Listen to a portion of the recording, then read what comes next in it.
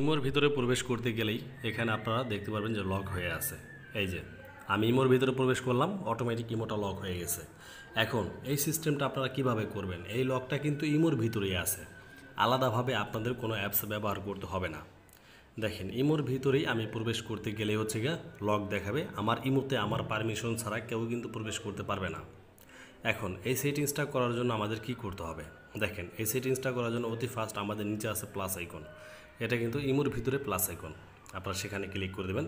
তারপর মোর অপশনে ক্লিক করে দেবেন। তারপর এখান থেকে সিকিউরিটি অ্যান্ড প্রাইভেসি নামে একটা অপশন পেয়ে যাবেন, আপনারা জাস্ট এখানে ক্লিক করে দেবেন। তারপর দেখেন এখানে এই যে পাসকোড লক নামে একটা অপশন পাবেন, আপনারা এখানে পাসকোড লক এই অপশনের ভিতরে ক্লিক করে দেবেন। তারপর দেখেন এখানে পাসকোড লক এবং কি উপরে কিন্তু আমাদের চিহ্নটা শো করতেছে যে আমাদের লকটা কীরকমভাবে হতে পারে। তারপর নিচে আছে ইনাবল, জাস্ট আমরা ইনাবেলের উপরে ক্লিক করে দেব। এখন বলতেছে ইন্টারে পাসকোড, এখানে 4 সংখ্যার একটি পাসওয়ার্ড ব্যবহার করতে হবে। অবশ্যই পাসওয়ার্ডটা মনে রাখবেন, কেননা পরবর্তীতে কিন্তু আপনার এই পাসওয়ার্ডটি আপনার প্রয়োজন হবে। তো আমি এখানে 4 সংখ্যার পাসওয়ার্ডটি আমি এখানে দিয়ে দিতেছি। দেখেন 4টা পাসওয়ার্ড দিয়ে দিলাম। সেমভাবে আপনারা আবারও সেই 4টা পাসওয়ার্ড আবার এখানে ব্যবহার করবেন। দেখেন আমি 2বার পাসওয়ার্ডটি ব্যবহার করে এখানে দেখেন এখন ডান অপশন আছে, আমরা জাস্ট ডানের উপরে ক্লিক করে দেব। এখন দেখেন এখানে কিন্তু আলাদা কিছু অপশন চলে আসছে আমাদের সামনে, আমরা এখানে অটো লক এখানে ক্লিক করে দেব।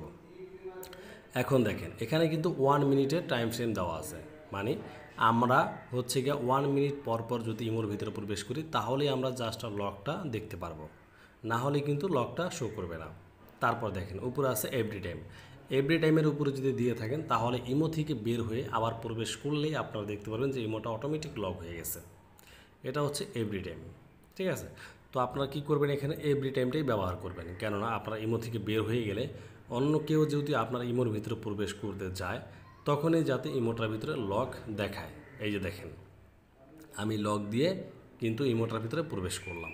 এরকম করে আপনি যখন কিনা ইমো থেকে বের হয়ে যাবেন আবারও ইমোতে কেউ প্রবেশ করতে গেলেই সেখানে লক দেখাবে, এটাই আমি মনে করি ভালো।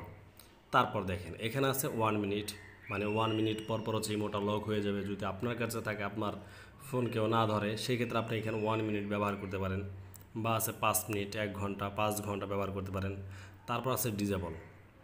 এই ডিজেবলে যদি আপনি দিয়ে রাখেন তাহলে আপনার ইমোটা আর কখনো লক হবে না, ঠিক আছে, সেটা হচ্ছে ডিজেবল। তো এটা হচ্ছে কি আপনি পরবর্তীতে ব্যবহার করতে পারেন। সো গাইজ ভিডিওটা এখানে কেমন লাগলো অবশ্যই জানাবেন এই ভিডিওর কমেন্ট বক্সে, এবং ভিডিও যদি ভালো লেগে থাকে তাহলে অবশ্যই চ্যানেলটা সাবস্ক্রাইব করে পাশে থাকবেন। যদি ফেসবুক থেকে দেখে থাকেন তাহলে অবশ্যই ফেসবুক পেজটি ফলো দিয়ে রাখবেন।